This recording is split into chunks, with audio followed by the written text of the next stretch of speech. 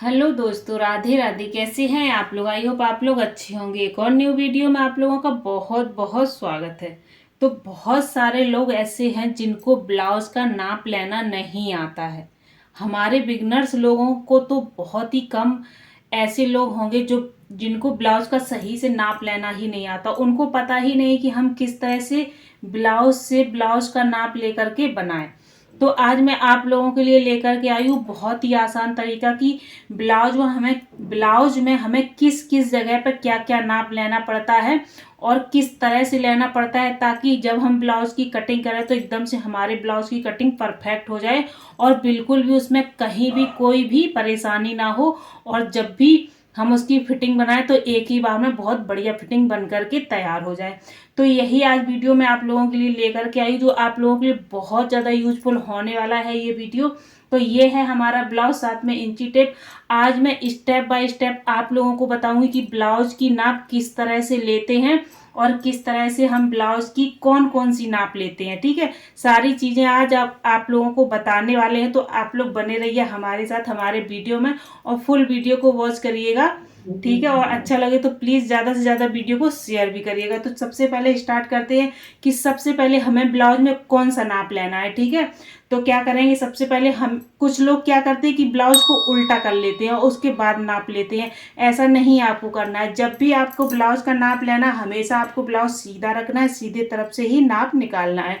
ठीक है, तो सबसे पहले हम नाप कहाँ से लेंगे, तो स्टार्ट करते हैं। सबसे पहले जब भी हम नाप लेते हैं तो हम लेते हैं नाप लेंथ का। ठीक है, जब भी ब्लाउज हम कटिंग करते हैं ब्लाउज की, तो सबसे पहले हमें कौन सा नाप लेना होता है, लेंथ का। तो हम लेंथ का नाप लेंगे पीछे से। कुछ लोग क्या करते हैं कि लेंथ का जो नाप होता है वो आगे से लेते हैं, तो उनका नाप परफेक्ट नहीं बैठता है, क्योंकि आगे हमारे टक्स पड़े होते हैं तो उससे हमारे ब्लाउज में लूजनेस आ जाती है। तो हमें आगे से नाप नहीं लेना है। अगर आपको आगे से नाप लेना है तो किस तरह से लेना है ये भी मैं आपको बताऊंगी। तो सबसे पहले हम क्या करेंगे कि हम पीछे से इसकी लेंथ का नाप लेंगे, कितना लंबा हमें ब्लाउज बनाना है। और एक बात का आप लोग ध्यान रखिए, जब भी आप ब्लाउज की लेंथ का नाप लें तो आपको यहाँ से नाप नहीं लेना है, यहाँ से नहीं लेना। ये जो हमारी पीछे टक्स पड़ी होती है, यहाँ से हमें ब्लाउज का नाप लेना है। तो हम क्या करेंगे, जो हमारी शोल्डर की सिलाई है हम वहाँ पर रखेंगे इंची टेप। वहां पर इंची टेप रखने के बाद जो हमारी टक्स होती है उसी के ऊपर रख करके हम धीरे से ब्लाउज को खींचेंगे। हल्का सा हमें ब्लाउज में खिंचाव देना है, ज़्यादा खींचना भी नहीं है, हल्का सा। जितना हमारा कपड़ा खिंच रहा है सिर्फ हमें उतना ही खिंचाव देना है। तो देखिए 15.25 इंच का हमारा यहाँ पर लेंथ निकला हुआ है। ठीक है, अब इसके बाद हमें ब्लाउज को सीधा करना है फ्रंट साइड से। अब हमें यहाँ पर लेना है क्या, चौड़ाई का नाप। ठीक है, तो हम क्या करेंगे, जो हमारी आर्मोल की ज्वाइंट वाली सिलाई होती है ना, उस वाली सिलाई से हम रखेंगे और दूसरी तरफ भी आर्मोल की ज्वाइंट वाली सिलाई को इस तरह से हम खींचते हुए यहाँ से नाप लेंगे। ठीक है, यहाँ पर टक्स पड़े होते हैं तो यहाँ पर हमें खींच करके नाप लेना है। तो यहाँ पर हमारा 18 इंच चौड़ाई में ब्लाउज आ रहा है। ठीक है, और कुछ लोग क्या करते हैं कि यहाँ से चेस्ट की चौड़ाई लेते हैं तो उनका ब्लाउज परफेक्ट नहीं बैठता। देखिए यहाँ पर 18.25 इंच आया और यहाँ पर सिर्फ 18 इंच आ रहा है। तो आपको यहाँ पर लेना है ब्लाउज का चेस्ट का नाप। ठीक है, उसके बाद आपको क्या करना है, कमर का नाप लेना है। ठीक है, तो कमर पे हम इस तरह से रखेंगे, जो हमारी कंप्लीट सिलाई है ना उसी से रख करके हम इस तरह से नापेंगे। 15.5 हमारी कमर आई है।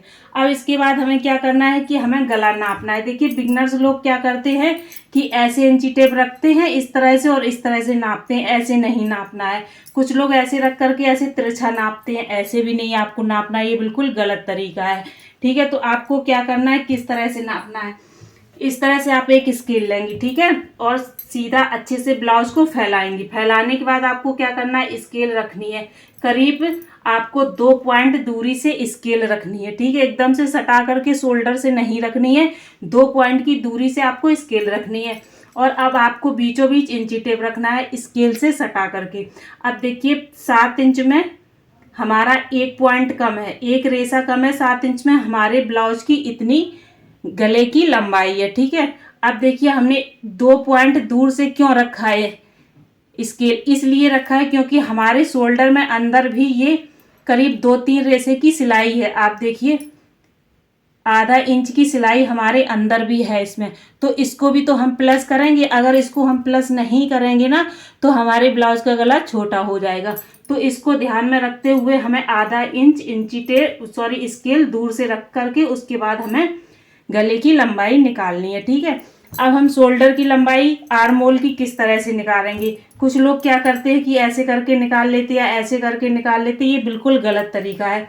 आपको क्या करना है, स्केल लेनी है, जहां हमारे आर्म होल की सिलाई है वहां से सटा करके हम रखेंगे स्केल को ऐसे सीधा करके। ठीक है, और अच्छे से ब्लाउज को फैला देंगे। अब हमें क्या करना है कि हम इंची टेप को रखेंगे इस तरह से और यहाँ पर देखेंगे ये हमारा 6 इंच आ रहा है। तो हमारा ये आर्म होल कितने पर कटा है, 6 इंच पर। ठीक है, इस चीज का आपको ध्यान रखना है, 6 इंच पर हमारा आर्म होल कटा हुआ है। इसी तरह हमें अब क्या करना है कि पीछे की जो गला है ना उसका भी हमें नाप इसी तरह से निकालना है। आधा इंच ऊपर से हम स्केल रखेंगे। ठीक है, एकदम से हमें शोल्डर से सटा करके स्केल को नहीं रखना है, आधा इंच ऊपर से हमें स्केल को रखना है और उसके बाद हम इंची टेप से सीधा नाप ले लेंगे।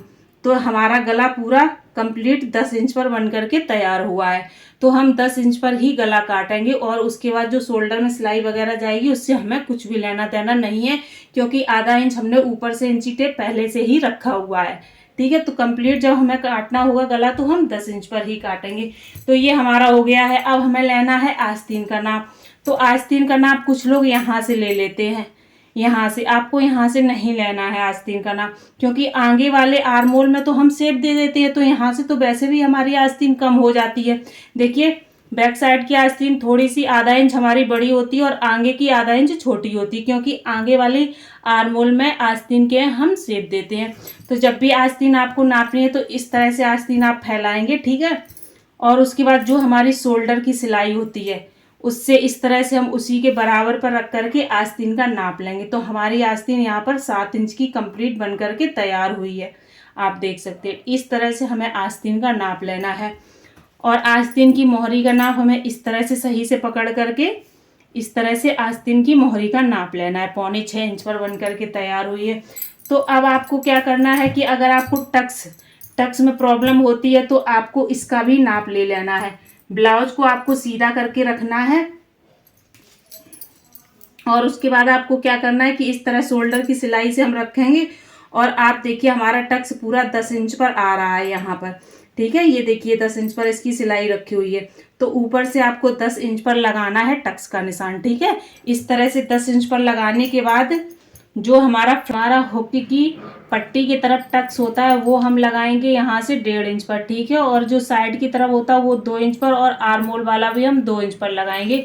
तो इस तरह से हमारे ये टक के निशान लग जाएंगे, चारों टक के। ठीक है, अब हमें क्या करना है, आप लोगों को बताया था कि अगर हम फ्रंट साइड से लेंथ का नाप निकालते हैं तो हमें किस तरह से निकालना है। तो आपको देखिए कहाँ पर यहाँ पर इंची टेप नहीं रखना है, क्योंकि यहाँ पर तो हमारी टक्स पड़ी है तो यहाँ पर लूज हो जाता है ब्लाउज। तो हमें क्या करना है कि जहाँ से हमारे गले की पाइपिंग बनी हुई है, ठीक है, जहाँ से गले की पाइपिंग बनी हुई है वहाँ से हम इस तरह से इंची टेप को पकड़ेंगे और यहाँ से फिर हम इस तरह से लेंगे। यहाँ पर कोई खिंचाव नहीं होता है।